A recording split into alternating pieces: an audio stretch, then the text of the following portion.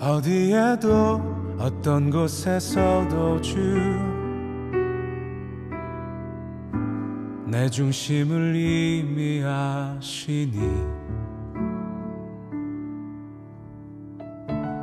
내가 있는 이 새벽 바다 끝에 주도 계신 줄 압니다. 나의 맘과 묵상들을 아시니 나를 불쌍히 여기소서. 어디에도 그 어떤 곳에서도 주 같은 위로는 없네. 시간이 나를 여기쯤 새벽 바다 끝으로 고단한 날개짓으로 세운 그 밤을 주었지만 잠잠히 생각해보면 주가 함께 계심을 알기에 난 오늘도 이 바다를 노래할 수 있어요. 나의 맘과 묵상들을 아시니 나를 불쌍히 여기소서. 어디에도 그 어떤 곳에서도 주 같은 위로는 없네.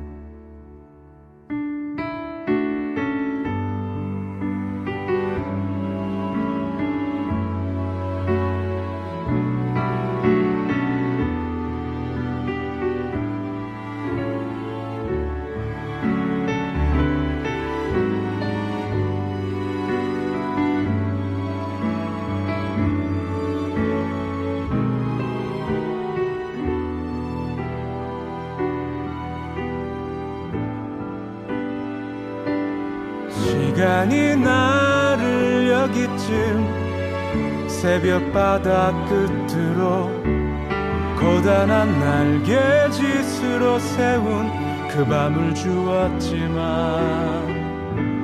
잠잠히 생각해보면 주가 함께 계심을 알기에 난 오늘도 이 바다를 노래할 수 있어요.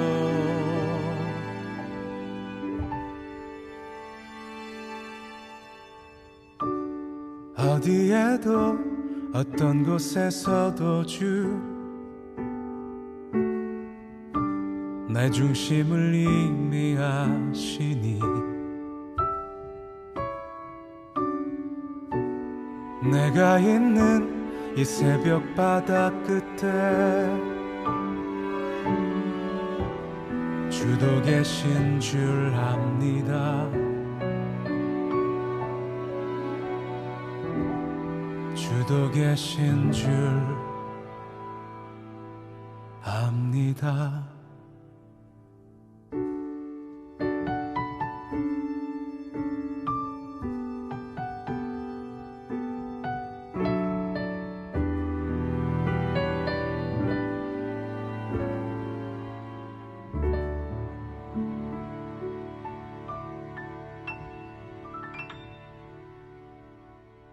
에스겔 36장 26, 27절 말씀이에요. 또 새 영을 너희 속에 두고 새 마음을 너희에게 주되 너희 육신에서 굳은 마음을 제거하고 부드러운 마음을 줄 것이며 또 내 영을 너희 속에 두어 너희로 내 율례를 행하게 하리니 너희가 내 규례를 지켜 행할지라. 아멘. 여기에 새 영이라는 게 나오고요. 그리고 굳은 마음을 제거하고 새 마음을, 부드러운 마음을 준다 이렇게 돼 있어요. 부드러운 마음은 이제 살 같은 마음, 고기 같은 마음을 얘기하는 거고, 굳은 마음은 돌 같은 마음을 얘기하는 거예요. 돌하고 이제 살하고 이렇게 비교한 거죠. 또 내 영을 너희 속에 둔다 그랬으니까 앞에 있는 새 영하고 뒤에 있는 내 영하고는 틀려요. 그 앞에 있는 새 영은 새로운 영을 말하는 거고요. 뒤에 이제 27절에 말하는 내 영, 이것은 성령님을 말하는 거죠. 그러니까 새 영이 먼저 오고 그 다음에 마음을 부드럽게 한 다음에 성령님이 오신다라는 그런 얘기예요. 그러니까 여기 새 영이라는 거하고 성령이라는 게 이렇게 시간적인 차이를 이렇게 두고서 얘기하는 걸 보니까 이게 이제 어떤 순서에 의해서 이루어지는가 하면 새 영을 준다는 거 앞에는 뭐가 있겠어요? 새 영을 준다는 거 앞에는 무슨 영이 있겠어요? 옛 영이 있다는 얘기죠. 그러니까 새 영을 준다고 했으니까 그 전에는 옛 영이 있다는 얘기고, 옛 영이 어떻다는 거예요? 옛 영은 어떻게 됐다는 거예요? 새로운 영이라는 거는 새로운 거니까 살아나는 걸 얘기하니까 그 앞에는 어떻게 됐다는 거예요? 영이 죽었다는 얘기죠. 영이 죽어 있다. 그러니까 이제 몸으로 얘기하면 병들어 있다 그 말이죠. 병들어 있다, 뭐 눈을 감았다, 영이 죽었다 이렇게 볼 수 있는데, 이걸 이제 새롭게 영을 이렇게 일으킨다는 거예요. 그러니까 새롭게 영을 일으키니까 부활하는 거죠. 그러니까 새롭게 영을, 그러니까 새로운 영이 되는 것은 언제 이루어지는 거냐면, 그러니까 예수님의 그 죽으심 그리고 부활할 때 이루어지는 거예요. 예수님 죽으실 때 부활할 때 성령님이 뭐 왔습니까? 예수님 죽으시고 부활할 때 성령님이 그 시간에 오는 거 아니죠? 그죠? 예, 그러니까 부활한 거는 여러분이 성경을 이렇게 요한복음을 보면 말이에요. 요한복음 20장의 1절부터 이제 부활이 이제 소개가 되거든요. 요한복음 20장 1절부터 부활이 소개가 되는데, 요한복음 20장 22절에 가서야 성령님을 받으라고 그래요. 그러니까 부활은 먼저 있었던 거예요. 부활은 먼저 있었고 그 다음에 성령님을 받으라는 얘기가 요한복음 20장 22절에 나와요. 그러면 요한복음 20장 1절부터 22절까지는 새 영이 된 거죠. 부활하고서 새 영이 되고 그 다음에 이제 성령을 이제 주신다 이렇게 된 거거든요. 그러니까 그 전에는 십자가 지신 전이니까 죽은 영이죠. 이게 이제 병들어 있는 영이고요. 그것을 이제 예수님이 십자가 못 박혀 돌아가시면서 새 영이 되었다, 살아났다, 새로운 것이 되었다, 이제 이런 이야기가 되는 거죠. 그리고 난 다음에 이제 새로운 영을 가진 사람들은 부드러운 마음을 준다 그래요. 그러니까 돌 같은 마음을 제거하고 부드러운 마음을 준다 이렇게 이야기를 했습니다. 그러니까 사람이 저 사람 마음 딱딱해, 또 마음이 저 사람 부드러워, 그런 의미가 아니고요. 돌 같은 마음이라고 하는 것하고 살 같은 마음이라고 하는 것은 어떤 의미를 갖냐면, 돌 같은 마음은 율법적인 마음을 얘기하는 거예요. 그리고 살 같은 마음은 복음을 얘기하는 거예요. 그러니까 살이 원래 두 의미가 있다고 그랬죠. 하나는 육체의 의미가 있고, 그리고 육체가 제거되면 복음이 된다 그랬죠. 그러니까 이 살 같은 마음으로 바뀐다는 얘기는 복음의 마음이 되었다 이 말이에요. 그러니까 복음의 마음이 되었다, 이 부드러운 마음이 되었다, 좋은 밭이 되었다 이런 말이거든요. 그러니까 뭔가 이게 그 농사가 된 거예요. 농사. 그러니까 농사를 지려고 땅을 이렇게 파고 농사한 거죠. 농사. 그러니까 가인과 아벨에서 누가 농사 짓는 자였죠? 가인이 농사 짓는 자였어요. 그러면 가인은 뭐를 가지고 농사를 져야 됐어요? 뭐를 가지고 농사를 져야 돼요? 네, 꽃갱이로 농사를, 그렇죠. 꽃갱이로도 농사를 짓죠. 근데 이제, 농사 지려면 뭐가 들어가야 되는데? 네, 곡식이 들어가야 되겠죠. 그래서 곡식은 가인과 아벨에서 곡식은 뭐겠어요? 어떤 거겠어요? 곡식은 뭐예요? 그러니까 가인이 농사를 지어야 되니까 그 곡식을, 씨를 심어야 되잖아요. 그러니까 그 씨가 가인과 아벨 중에서 누가 씨겠냐고. 아벨. 그러니까 가인 입장에서는 누굴 잡아들여야 돼? 아벨을 잡아서 심어야 된다는 거죠. 그죠? 그러니까 그게 이제 이게 이런 거죠. 아벨이 누구라고 했어요? 예수님이라고 그랬죠. 여러분 자기는 꼭 아벨 같이 생각하지 말라겠죠. 자꾸 아벨을 생각하면 성경이 이해가 안 되는 거예요. 아벨은 여러분이 아니에요. 아벨. 그러니까 누가 여러분이에요? 가인이에요. 기분 나쁘지만 가인이라는 말 하기도 기분 나쁘죠. 근데 그냥 그렇게 해야 이해가 돼요, 성경은. 그러니까 가인이 나고 그 다음에 아벨이라는 예수님을 내 마음속에, 내 밭에 심어야 되는 거예요. 그래서 아벨이라는 예수님을 죽이고 가인이라는 내가 아벨을 죽이고 나서 하나님 만나는 거예요. 그래서 가인이 아벨 죽이기 전에는 하나님을 못 만납니다. 그리고 아벨을 죽이고 하나님이 만나는 거예요. 이해가 돼요? 아니, 하나님이 창조도 하신 하나님이 아벨 죽이는 거 못 막았을까? 못 막았을까 봐 걱정돼요? 여러분이 걱정스러워요? 하나님이 그것도 못 막아요 이렇게 서운해요? 아벨 죽이니까? 가인이 아벨 죽이니까 서운해요? 예수님 죽으시니까 여러분이 엄청 서운하시고 막 울고 싶고 그러죠? 예수님 죽으신 모습 보면. 예수님이 십자가 지시러 올라가실 때 예루살렘에 올라가면서 뭐라고 그랬어요? 나를 위해서 울라겠어요? 울지 말라겠어요? 니네가 왜 울어? 니네가 왜 울어? 너하고 네 자손들을 위해서 울어라. 왜 나를 위해서 울어? 나는 내 길을 가는 거야. 나는 이것 때문에 온 거야. 내가 이 십자가 안 지면 니넨 다 죽어. 나는 가야 돼. 나는 가리라. 주의 길을 가리라. 아무리 비바람이 쳐도 폭풍과 와도 나는 내 길을 가리라. 이게 주님이에요.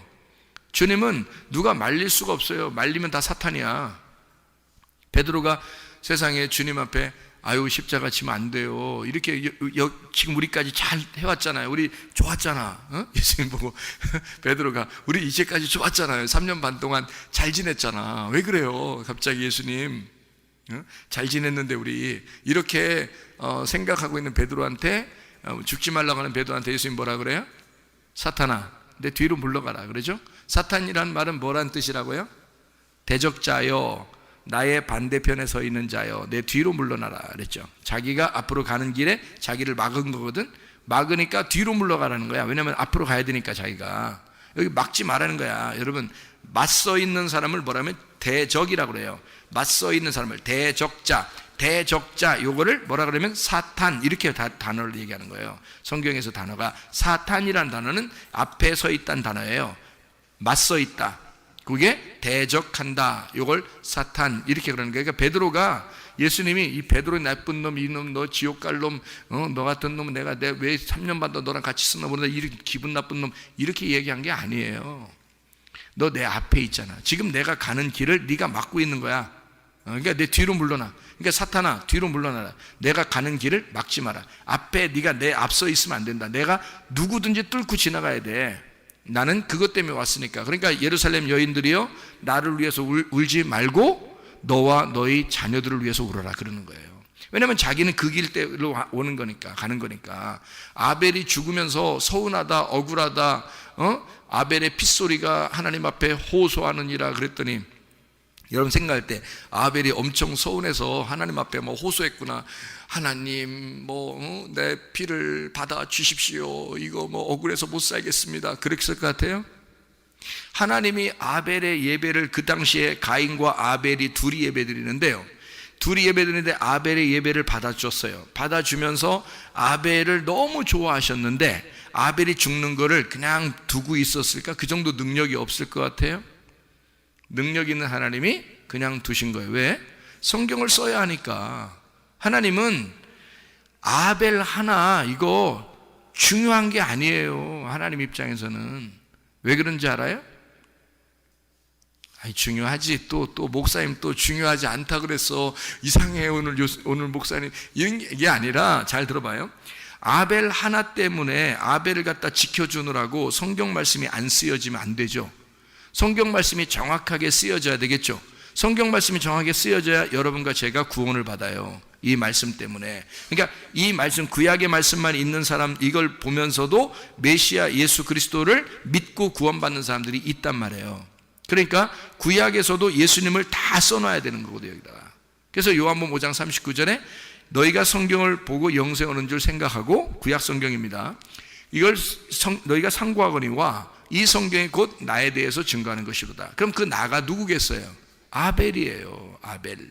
그러니까 이 아벨로서 자기가 죽는다 하는 것은 당연한 것입니다. 그러니까 가인이 아벨을 죽일 때 하나님은 그대로 두는 거예요. 네. 그리고 셋이라는 아들을 따로 주는 거죠. 부활한 예수입니다. 셋이라는 아들이. 그래서 새 이름을 주는 거예요. 그러니까 여기 지금 가인이 아벨을 죽였어요. 막을 수 있었지만 하나님이 안 막으십니다. 왜? 아벨은 죽어야 하는 이름이니까. 아벨은 죽어야 할 허무, 수증기, 연기와 같은 이름이니까. 아벨, 하벨, 허무하다 이 말이거든. 이름이 그 말이에요. 그러니까 허무하게 죽어야 되는 거예요. 누가 누구를 위해서 죽는 거예요? 자 봐요. 하늘의 밀이 떨어져 죽지 아니하면 하늘 그대로 있고 죽으면 많은 열매를 맺느니라. 요한복음 12장 24절이죠. 그 하늘의 밀이 뭐겠어요? 누구겠어요? 아벨이란 말이에요. 아벨이 누구를 위해서 지금 심겨져야 돼? 가인을 위해서 가인의 가슴 속에 심겨져야 된다. 그래서 가인이 아벨을 죽이자마자 하나님이 나타나는 거예요. 나타나서 너 아벨 죽였지? 아벨의 핏소리가 땅에서 나에게 호소한다 라고 나타난 거예요. 그럼 하나님이 만약에 나타났다 그러면 여러분 소위 말하면 하나님이 떴다 그러면 여러분 성경에서 하나님이 떴다 그러면 왜 떴는지를 알아야죠. 하나님이 왜 떴어요?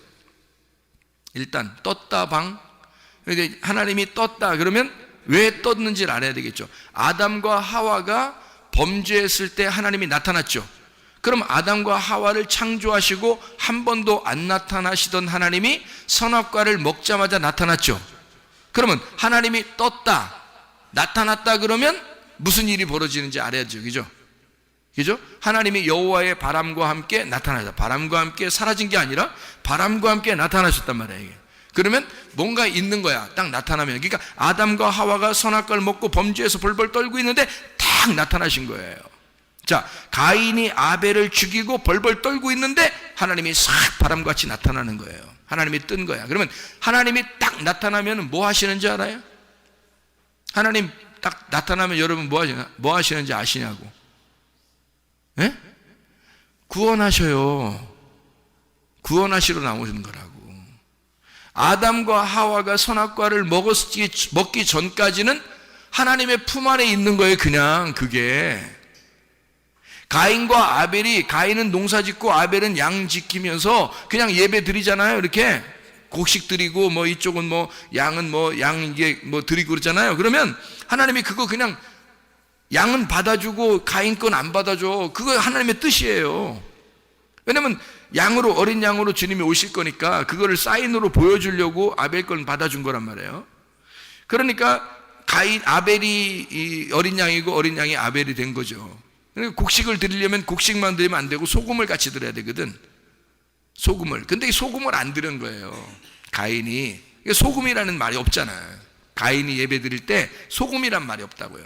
그래서 나중에 하나님이 레위기서에 쓰는 거예요. 소제를 드릴 때는 반드시 그 곡식과 함께 소금을 빼지 말아라. 소금을 꼭 드려야 된다. 이렇게 써놨단 말이에요. 율법으로. 왜? 가인이 드릴 때 곡식만 드렸는데 이게 계시로 알았어야 돼요. 계시로 여러분 같으면 이제 알겠지. 여러분 같으면 곡식 드릴 때 반드시 소금을 같이 드렸겠지. 여러분 같으면. 근데 가인이 이게 생각이 안 난 거예요. 소금을 드리는 게. 그러니까 소금 안 드렸으니까 소금이 복음이거든요. 성경은 항상 두 개가 같이 있어야 돼요. 그래서 한쪽은 문자적이고 한쪽은 영적인 거거든요. 그게 성경책이에요. 한쪽은 구약이고 한쪽은 신약이 돼야 되는 거고요. 한쪽은 이게 성경의 글자적인 거고 한쪽은 속에 내용이 돼야 되는 거예요. 그래서 한쪽은 나고 한쪽은 예수가 돼야 되는 거죠. 그러니까 나와 내 안에 예수가 있어야 예배가 되는 거거든요. 그러니까 이 곡식이라고 하는 내 안에 소금이라는 예수가 들어가야 이게 복음이 돼서 드려지는 거예요. 하나님 앞에. 근데 소금이 빠진 거예요. 그러니 하나님 받을 수가 있나. 그래서 이렇게 하면 못 받는 거야 라고 하려고. 그러니까 아벨한테 너 어떻게 하면 예배 잘 드릴 수 있어? 그러면 아벨이 설명해 줄 수 있죠. 형은 소금이 빠져 그래. 소금만 넣으면 다음번에 예배 드릴 때 하나님 받아주실 거야. 이러면 상관없거든요. 그럼 기다리면 되는 거예요. 근데 그걸 못 참아 또 거기서 아벨을 갖다 막 죽였단 말이에요.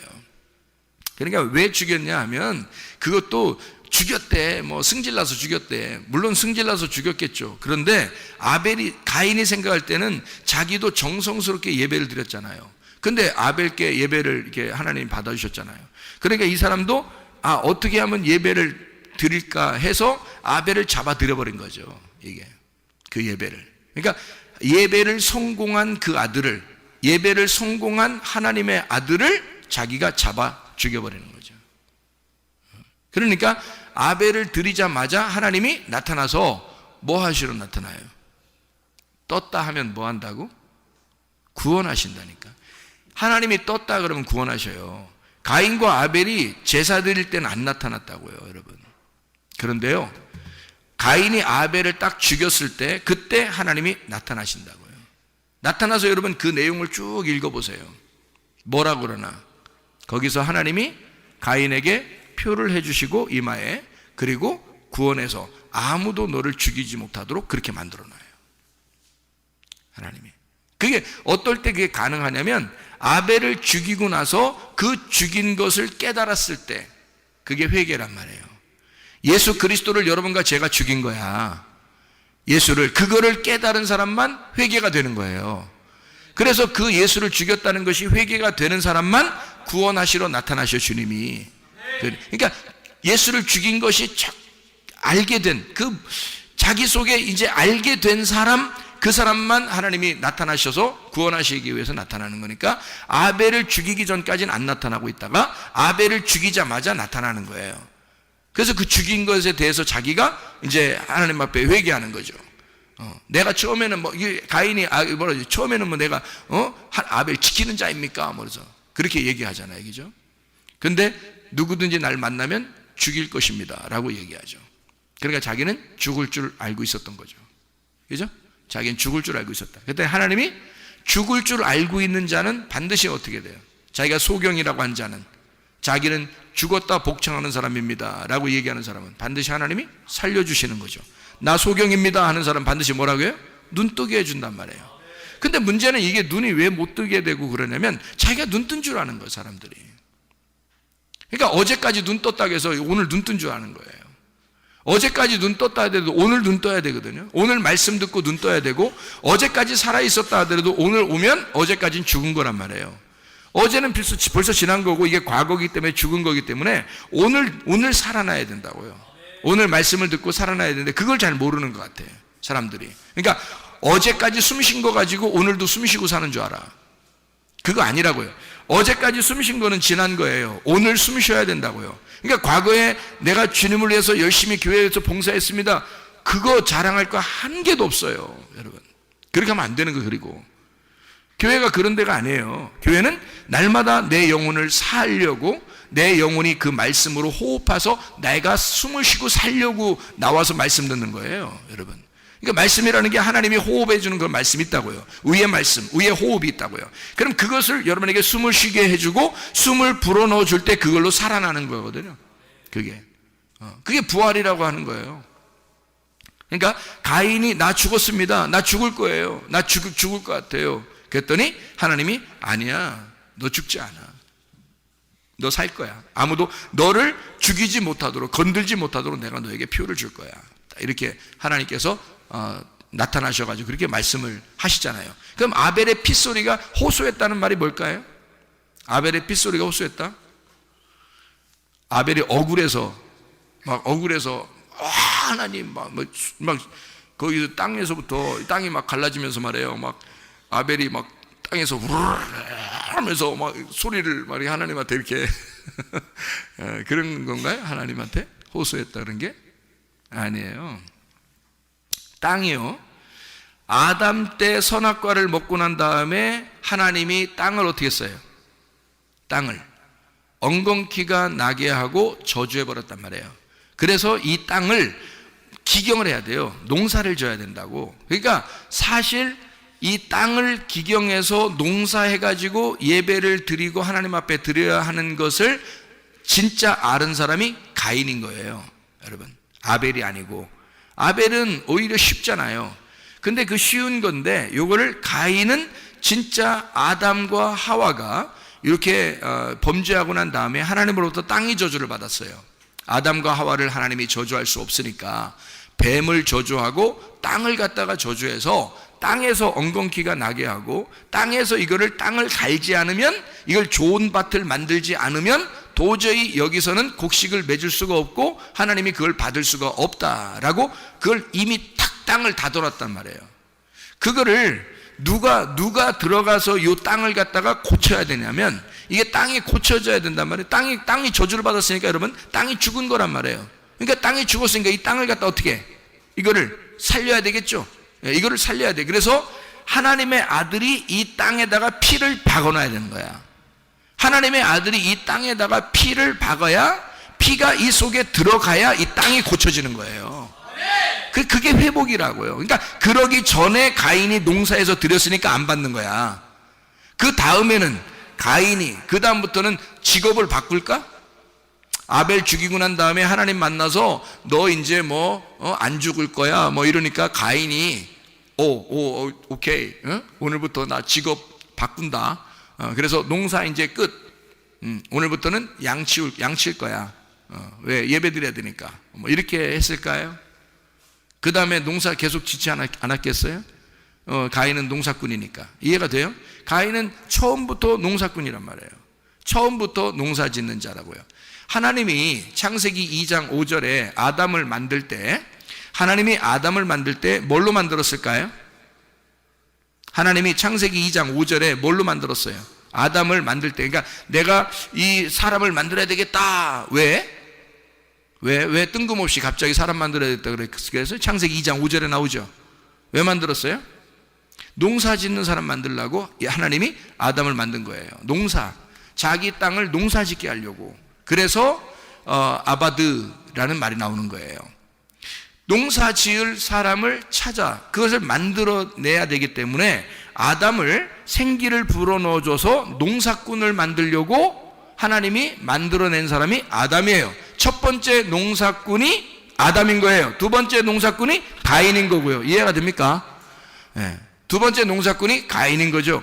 첫 번째 농사꾼은 아담인 거고 두 번째 농사꾼은 가인인 거야. 자, 이 아담과 가인이 둘이 깨달아야 되는 것이 있었어요. 뭘 깨달아야 돼? 처음에 농사 지을 때는 아담에게 피가 필요 없었어요. 처음에 농사 지을 때는 피가 필요 없죠. 그냥 농사 지으면 되죠. 그런데 여기서 실패를 한 거예요. 선악과를 먹어버린 거야. 그러니까 하나님이 이 땅이 저주받았으니까 여기다가 뭘 뿌려놔야 된다고? 예, 하나님의 아들의 피를 거기다가 뿌려야 되는 거예요, 이제.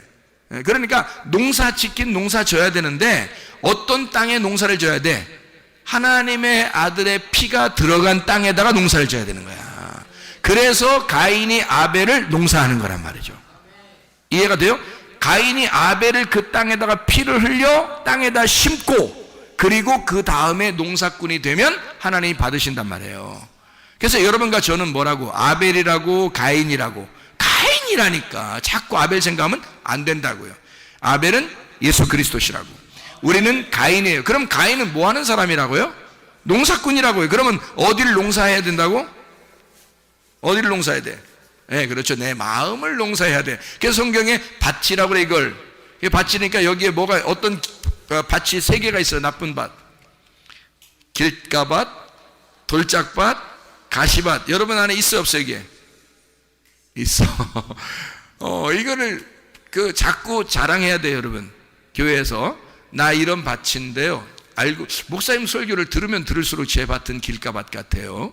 제 밭은 돌짝밭 같아요. 목사님 설교를 들으면 이상하게 어떤 때는 난 진짜 괜찮은 사람인 줄 이렇게 생각되다가 이상하게 나는 가시밭 같아요. 라고 얘기를 자꾸 자랑을 해야 돼요. 자기를. 그러니까 그렇다고 해서 나 가시밭이야! 막 이러면서 나 돌짝밭이야! 막 이렇게 자랑하라는 뜻은 아니에요. 그렇게 꼭 자랑할 이유가 있습니까? 말씀을 들었더니 내 밭이 그런 밭인가 봐요. 내가 돌짝밭 같아요. 내가 길가밭 같아요. 내가 가시밭 같아요. 라고 얘기해 주란 말입니다. 그럼 옆에 사람이 가만히 생각해 보죠. 그래, 그런 것 같아. 이렇게, 그런 것 같아. 길가밭 같더라고. 가시밭 같더라고. 돌짝밭 같더라고. 그러면 그런 얘기를 하면서 자기가 얘기를 하면서 그쪽에서 확인을 시켜주고 얘기를 하다 보면 어떻게 돼? 서로. 이게 농사가 되는 거예요. 이게 마음의 농사가 되는 거라고. 그러니까 설교 말씀을 들을 때도 자기가 돌짝밭, 가시밭, 길가밭이라고 생각되는 사람은 말씀이 들어오면서 이거를 꽃갱이로 파내는 게 설교란 말이에요. 그러니까 하나님 말씀이 우리를 파낸다고. 이건 파내면 파낼수록 어떻게 돼요? 여기가 무슨 밭이 돼요? 좋은 밭이 되는 거예요. 그게 사라지면, 그러니까 말씀이 들어가서 씨가 심겨져서 그 씨가 자라나면서 이게 밭이 파져버린다고요. 이게 실제로는 말씀이 씨가 들어가서 내 밭을 좋은 밭 만드는 거예요. 물론 꽃갱이도 있고 다 연장 있죠, 연장. 야, 연장 좀 가져와. 그래서 연장이 다 있겠죠. 그래서 연장으로 이거를 밭을 파는데, 사실 그 연장이 다른 말로 말하면 씨예요. 하나님 말씀. 그죠? 결국 하나님 말씀이라는 씨가 들어와서 내 밭을 만들어 나간다는 겁니다. 좋은 밭으로 만들어 나간다. 그래서 가인의 마음을 아벨이라는 피가 뿌려져서 가인의 가슴을 찢어버리는 거예요. 그 속에 아벨의 피가 들어가서 하나님이 드디어 가인의 마음을 받아주는 사람이 되었다. 이게 회개한 사람이라는 말입니다. 그러니까 여러분과 저는 가인인데 아벨의 피가 여러분 안에 뿌려져서 여러분이 정결해진다. 마음의 밭이 깨끗해진다. 좋은 밭이 된다. 여기에 그 마음, 살 같은 마음, 부드러운 그 마음밭에다가 너의 돌 같은 마음이었던 그 딱딱한 마음이 살같이 부드러운 마음이 됐을 때, 그때 성령이 네 안에 들어간다는 말이죠. 성령이. 그러니까 새 영이 생기고 그 다음에 마음을 부드럽게 한 다음에 하나님의 성령이 그 안에 들어갈 것이다 라는 얘기예요. 그러니까 성령님이, 여러분이 성령님이라도 그럴 거예요. 여러분이 성령님이라도 마음이 딱딱한 사람한테 어쨌든 내가 들어가고 볼 거야. 여러분이 성령님이라면 그렇게 할까요? 여러분이 성령님이라면 마음이 딱딱해, 내가 일단 들어가고 볼 거야, 이러겠어요? 안 그럴 것 같아요. 그 성령님하고 귀신하고, 귀신도 영이거든요. 귀신도 영인데 성령님도 영이고요. 둘 다 영인데 이 귀신의 영하고 성령님의 영하고 차이점이 있다고 그랬죠. 어떤 차이점이 있다고 그랬어요? 귀신은 초청을 안 하는데도 들어오려고 그래요. 그게 귀신이야. 그러니까 여러분이 분명히 초청하지 않았는데 어떤 영을 진짜 여러분이 초청하지 않았는데 뭔가 있는 것 같아요. 속에. 그 귀신입니다. 다. 여러분. 근데 여러분이 초청한 게 있어요. 분명히 초대할 때는요, 여러분이 귀신 초대하겠습니까? 귀신을 초청하겠냐고. 일반 사람도 아마 귀신은 초청하지 않을 거예요. 누구나 초청할 때는 그래도 괜찮은 사람을 초청하려고 그러죠. 그죠? 그래서 초청할 때는 성령님이라고 하는 하나님의 영을 내가 초청하고 싶어서 초청하는 거예요. 그러니까 그렇게 초청할 때만 들어오신다고요. 성령님은. 근데 초청하지 않았는데 그냥 바쁘게 살다 보니까 뭐가 있는 것 같아, 속에. 뭐가 있는 것 같아. 다 귀신이에요. 초청하지 않았는데 왔으면 다 귀신입니다. 근데 초청할 때 오는 거, 다시 말하면 자기가 자기 마음을 보고요, 내가 부드러운 마음이 된 것 같아요. 하나님, 주님께서 나를 나의 주인이 되주십시오. 나는 주님께 굴복하며 살겠습니다 라고 그렇게 고백하게 되면 그때 성령님이 그때 주인으로 들어오시는 거예요. 그러니까 성령님은 절대 우리 안에 들어와서 주인이 되시지 종이 되지 않습니다. 성령님이 와서는요. 그래서 반드시 부드러운 마음을 만들어 놓습니다. 부드러운 마음. 예, 살 같은 마음. 자, 부드러운 마음, 이거를 또 오해하지 말길 바래요. 어떤 사람 착하더라. 저 사람한테는 성령이 들어갔을 거야 라고 누가 그러더라고요. 누가? 그 성령님이 들어갔을 거야. 저 사람 보니까 참 표정도 좋고 착해 보이고 화도 잘 안 내고 그러는 거 보니까 성령님이 들어갔을 거야 그러더라고요. 천만의 만만의 말씀입니다. 그렇지 않습니다. 오히려 그런 사람들이 더 딱딱한 마음을 가졌을 수가 있습니다. 바리새인 같거든요. 그런 사람들이 오히려 겉으로 표정은 그렇죠. 근데 하나님이 보실 때 하나님의 말씀을 순수한 어린아이처럼 그렇게 받아들이지 않는 사람들이 굉장히 많거든요. 여러분, 어린아이는 어떤지 여러분 아세요? 여러분, 어린아이가 제가 아세요? 그러면 알지 뭐 기분 나쁘게 왜 물어봐, 뭐 그럴 수 있는데, 잘 봐요. 어린아이가 어떤지 아시냐고요? 제가 어린아이들을 보면서 많이 연구했어요. 왜냐하면 천국이 어린아이 같다고 그래가지고 어린아이들을 많이 보면서 연구를 많이 하는데요, 어린아이들은요, 여러분, 어린아이들은 금방 삐지고 금방 화냅니다. 알아요? 그게 착한 거예요. 그게 어린아이 같은 거예요.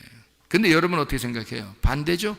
얼굴 표정 좋고 근엄하고 겉으로 이렇게 표정이 괜찮고 그래서 저 사람은 진짜 화도 안 내고 참 착할 거야.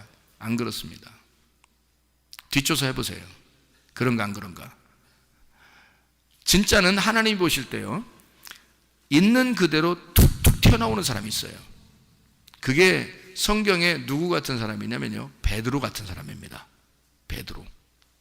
그런 사람은 예수님이 굉장히 좋아해요. 그냥 툭 튀어나와서 사탄도 되고요. 툭 튀어나오니까 갑자기 예수님이 깜짝이야 사탄아 뒤로 베드로가 너무 갑자기 막 들이대잖아요. 막 말도 막 금방 들이대고 그러니까 예수님이 막 깜짝하면 놀래잖아요. 뭐 이상한 말을 갑자기 하고 그러니까. 그것도 또 좋은 말도 금방 해요. 진짜 깜짝 놀래게. 좋은 말도 금방 해요. 주는 그리스도시요 살아계신 하나님의 아들이십니다. 막 이러고요. 생명의 말씀이 여기 있으면 우리가 어디로 가겠습니까? 막 이러면서 있는 그대로 금방 얘기하다 막 죽지 마세요. 막 이렇게 하면서 막 사탄도 되고요. 막 이러고 또 닭 울음소리 들리기 전에 또 3번 부인한다고 이렇게 얘기하니까 내가 언제 절대로 전 부인 안 한다고 그러더니 말이에요. 그 사람이 3번씩이나 금방 부인하잖아요. 그냥 있는 그대로 나타나는 그런 사람이거든요. 예수님이요, 그런 사람한테는 다시 찾아옵니다. 다시 찾아와서 일단 살고 계시면 주님이 찾아오실 겁니다. 그런 사람들. 왜? 재밌거든. 예수님이 볼 때도 재밌는 거예요. 애들이 그렇게 할 수 있는 거예요. 애들이 그렇게 할 수 있는 거예요. 근데 자기가 교회 와서 어른인 척하는 사람들이죠. 위험합니다. 점검해 보세요. 위험합니다. 어린아이만 총 간다고 그랬는데 거기에 해당이 안 될 수가 있어요. 여러분, 어른인 척 하지 마세요. 있는 그대로 표현하세요. 그게 훨씬 더 어린아이 같고 천국 같은 겁니다. 그게. 그러니까 여러분이 기준에 착하다고 하는 기준이 여러분 어디서 생겨난 기준이에요? 여러분이 착하다고 하는 그 기준은 누가 만들어낸 기준이냐고요. 하나님 만들어낸 거 아니잖아요. 여러분이 스스로 만들어낸 거잖아요. 그 사람 얼굴 표정 보니까 선하고 성령님이 계실 것 같잖아요. 그렇다고 성령님 있어줘야 하는 겁니까? 그 사람 속에는 하나님의 말씀을 늘 재고 하나님의 말씀에 대해서 늘 이렇게 순종할 자세가 안 돼 있는데 겉으로는 엄청 착하고 예의 바르단 말이에요. 그러면 그게 성령님이 들어가야 할 이유가 있습니까? 성령이 들어갈 이유가 없어요. 여러분 잘 생각해 보시라고요. 성령님은 부드러운 살과 같은 마음에 다 깨진 자예요. 그러니까 있는 그대로 나타나는 어린아이 같은 사람이에요.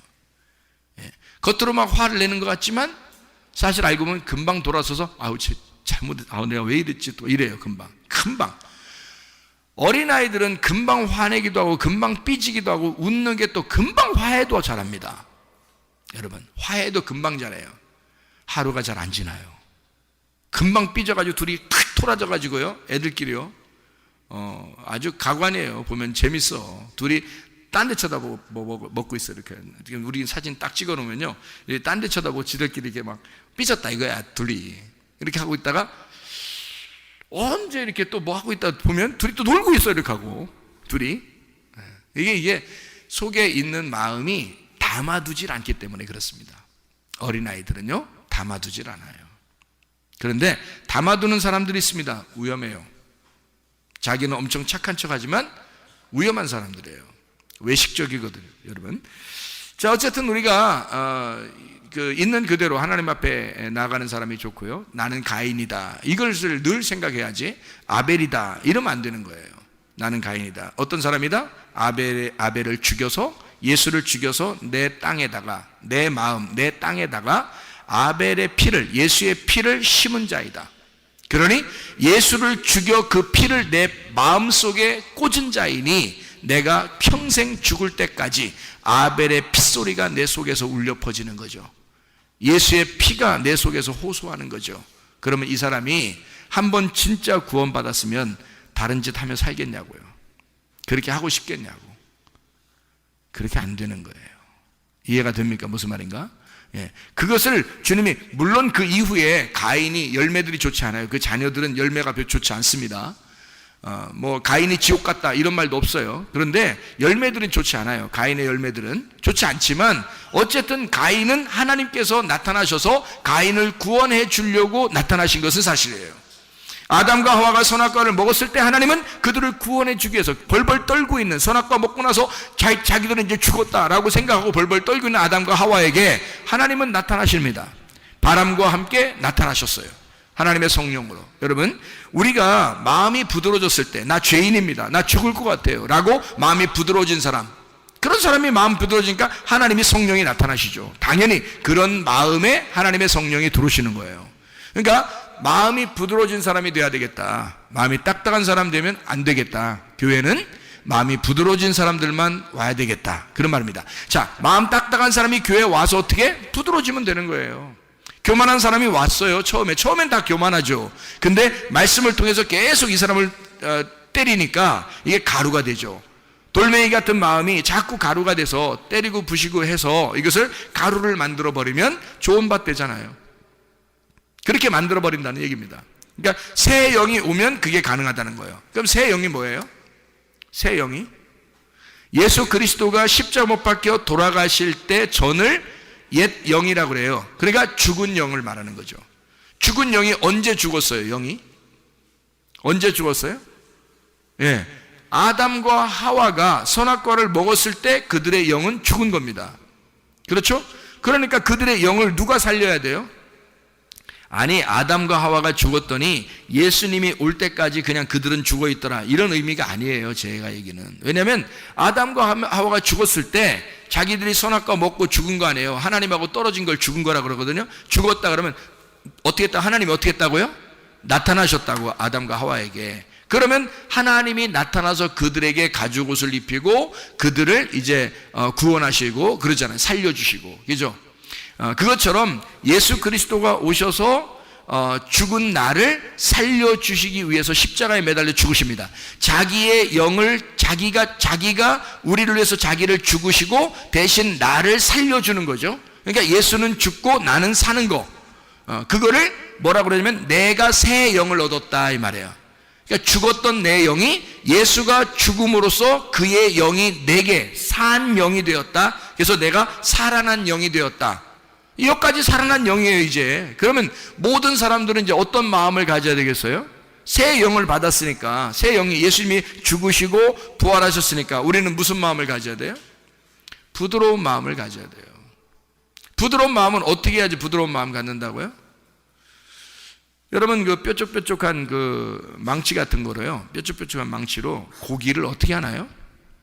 고기를, 예, 막 때립니다. 그러면 이게 고기가 어떻게 돼요? 다져지죠? 다져집니다. 이게 막 때리면 다져져요. 그러면 이게 부드러워졌어요? 딱딱해졌어요? 부드러워졌어요. 그러니까 뭐에 의해서 맞은 거예요? 뾰족뾰족한 망치로 인해서 맞은 거예요. 맞으니까 이게 부드러워진 거죠.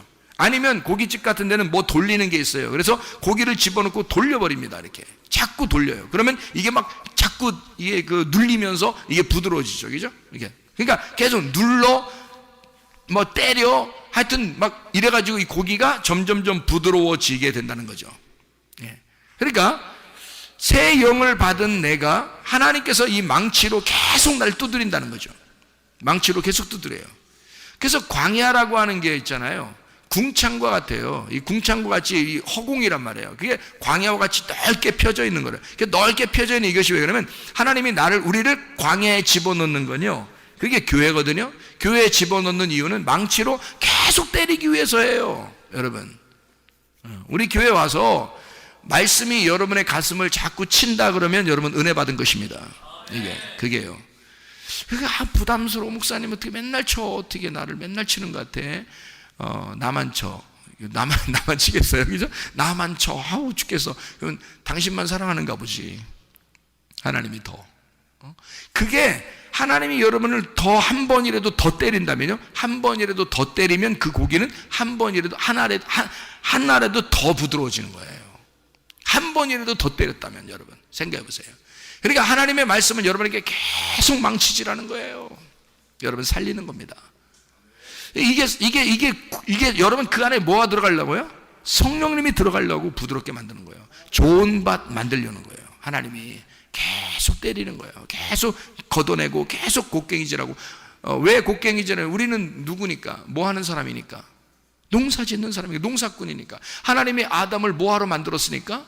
농사꾼으로 만들었으니까. 하나님이 나를 왜 만들었으니까? 농사꾼으로 만들었으니까. 나를 농사 져야죠. 어디다 농사 지려고? 누구 농사 짓고 싶으셔서? 여러분은 다른 사람 농사 지으려고 하면 안 됩니다.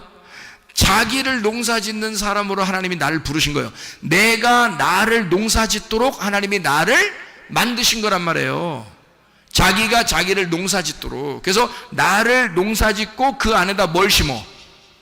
아벨의 피를 심는 거야. 이 안에다가 예수 그리스도의 피를 내 농사 짓는 마음에다가 심는 거예요. 그러면 내 땅은, 내 마음은, 나는 깨끗해지는 거야. 예수의 피가 들어갔으니까. 그게 저주받은 땅이 축복의 땅으로 바뀌는 거란 말이에요. 이게 이제 여러분 안에 예수가 들어가야 되는 목적입니다. 그게요. 반드시 그렇게 되셔야 돼. 그래서 우리는 양치는 자들이 아니에요. 양치는 자는 예수님이라겠지, 분명히. 그죠? 선한 목자는 예수님이고, 우리는 뭐 하는 사람? 농사 짓는 사람. 네, 농사 짓는 사람이에요. 그래서 농사를 뭘로 줘? 다른 사람 줘? 아니, 내 마음을 농사 짓는 것이다. 자, 어떻게 됐어요? 새 영이 됐어요. 그 다음에 마음을 농사져서 그 다음에 거기다가 하나님의 성령이 오시겠다는 겁니다. 예, 그렇죠? 이 순서가 그렇게 되어 있습니다. 그러면 옛날 영이 있고 죽어 있었던 영이 있단 말이에요. 그거를 살리려면 뭐가 들어가야 돼? 말씀, 예수 피라는 말씀이, 복음이 들어가야 된다는 거지. 그러면 새 영이 된다는 거예요. 살아난다는 얘기죠. 그러면 예수 부활이 우리를 이제 살렸다는 얘기예요. 살아났다, 그 다음에 마음을 부드럽게 한다, 그 다음에 성령이 들어가겠다는 얘기죠. 순서적으로. 그죠? 그러면 새 영을 받았다. 자, 생각해 보세요. 죽은 영이 있었는데 새 영이 되었어요. 그리고 새 마음에다가 성령을 주신다. 이게 순서고요. 여러분 창세기 2장 7절의 말씀에 보면요, 땅에 흙이 있습니다. 땅에 흙 자체가 어때요? 살아있어요? 죽어있는 거예요? 죽어있는 거예요. 이 흙 자체는 죽어있으니까 이 흙에다가 어떻게 해요? 하나님이 숨을 불어넣어주죠. 호흡을 한단 말이에요. 숨을 불어넣어줘. 이게 생명의 숨결이라는 거지. 생명의 숨결을 싹 불어넣어줘요. 어디다가? 코에다가 바람 불어주는 거예요. 이렇게 간질간질하게 코를 싹 바람 불어줘가지고 이 숨결, 하나님의 숨결을 싹 불어넣어주니까 흙이 어떻게 해? 흙은 죽어 있었는데, 흙은 잠자고 있었는데, 죽어 있었는데 하나님이 바람을 쑥 불어주니까 이 흙이 어떻게? 깨어난단 말이에요. 흙이 깨어나요. 살아났단 말이에요. 자, 여러분, 몸이 이 살아났다는 것은 말이에요, 부활했다는 말이죠. 지금 여기서 흙이 죽어 있었는데 여기서 숨을 하나님이 불어넣어 주니까 이 흙이 부활한 거예요. 그죠? 살아난 거란 말이에요. 그러니까 이 살아나면 이제 어떻게 돼? 살아가는 삶은 뭘로 살아간 거예요? 하나님이 숨을 불어넣어 준 그거로 살아가는 거잖아요. 그죠? 그러니까 흙덩어리 혼자 살아갈 수가 없는 거예요. 하나님이 숨을 불어넣어 준 그 숨으로 살아가는 거예요.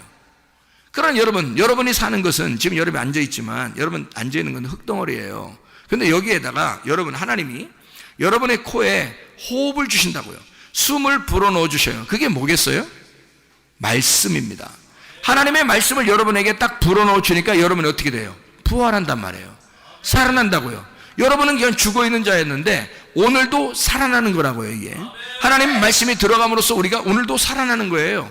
날마다 우리는 살아나는 겁니다. 말씀이 너희를 살리는 거죠. 말씀이 우리를 생기를 주고 하나님의 생명의 그 숨결이 우리에게 불어질 때 우리는 살아나는 것입니다. 어제까지는 아팠지만 오늘 하나님의 숨결이 내게 오면서 오늘 치료될 수 있는 거고요.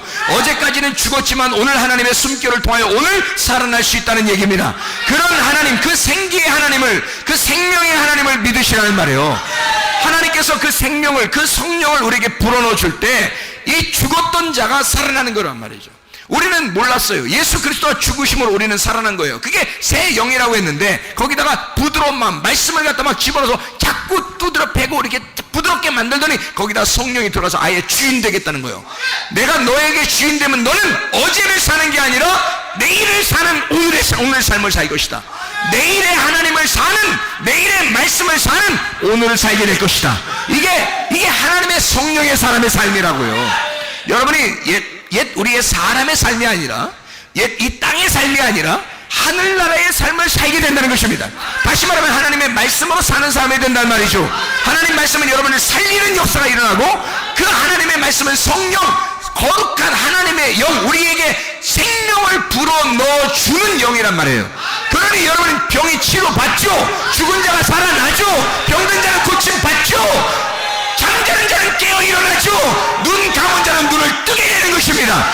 생기의 숨결이라는 부럭져가면 여러분은 살아난단 말입니다. 이런 사는 역사가 날마다 있기를 바랍니다. 여러분 가정이 살길 바랍니다. 여러분 영혼이 살길 바랍니다. 여러분 몸이 치료받기를 바랍니다. 기도하겠습니다. 우리 한번 기도할 때 우리 하나님 아버지, 주여, 내가 어제를 사는 어리석은 사람 되지 않게 하시고 내일을 사는 오늘의 삶을 살게 하셔서 하나님의 생기가 내게 불어줘 나는 사는 삶을 살게 해주십시오. 생명의 삶을 살게 해주십시오. 생명의 숨결이 내게 불어오게 해주십시오. 주여, 기도합니다. 주여, 주여, 주여. 우리 하나님 아버지, 주님 앞에 기도하며 간구합니다. 하나님, 주의 생명의 숨결이 불어줘서 하나님 죽은 자가 살아나는 역사 있게 도와주옵소서. 하나님 병든 자가 고침받게 도와주시옵소서. 하나님 아버지여, 잠자는 자가 깨어 일어나게 도와주시옵소서. 하나님 주의 성령으로 말미암아 주님과 동행하다 주님 만나게 도와주옵소서. 하나님 아픈 자리에 주님이 안전해 주셔서 하나님 치유하실 줄로 믿습니다. 우리 하나님 아버지여, 붙들어 주시옵소서. 우리의 영혼을 만져 주시옵소서. 우리의 영혼을 만져 주시옵소서. 우리의 마음을 만져 주시옵소서. 하나님 우리를 위로하시고 주의 은혜 가운데 우리를 보살펴셔서 주님과 동행하다 주님 만나게 도와주옵소서. 예수 그리스도 존귀하신 이름 앞으로 기도 올려오나이다. 아멘. 아픈 자리에 손대기를 바랍니다. 이것을 어떤 사람은 잘 안 믿는 사람이 있더라고요. 여러분, 믿으면 그대로 됩니다. 나는 그 하나님을, 그 살아계신 하나님을 수없이 경험하고 그렇게 살아가고 있는 사람입니다. 나는 그걸 믿어요. 실제로 이런 일이 일어날 것이라고 나는 믿습니다.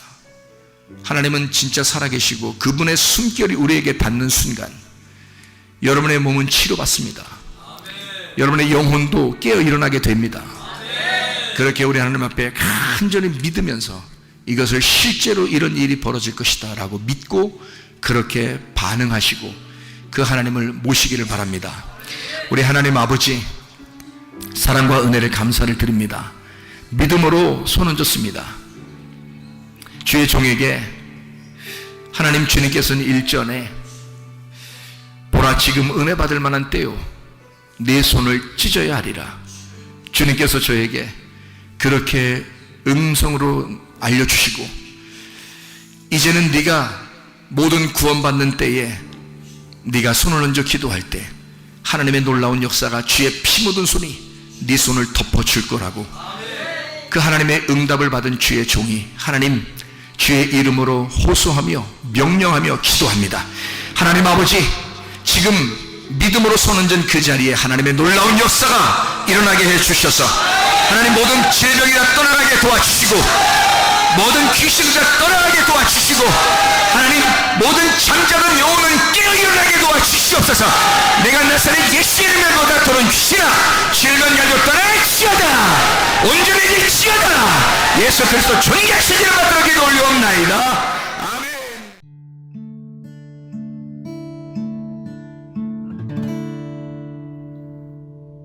내 속에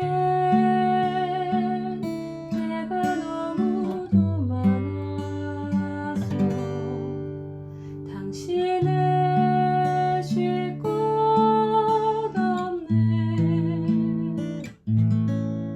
내 속에 헛된 바램들로 당신의 편할 곳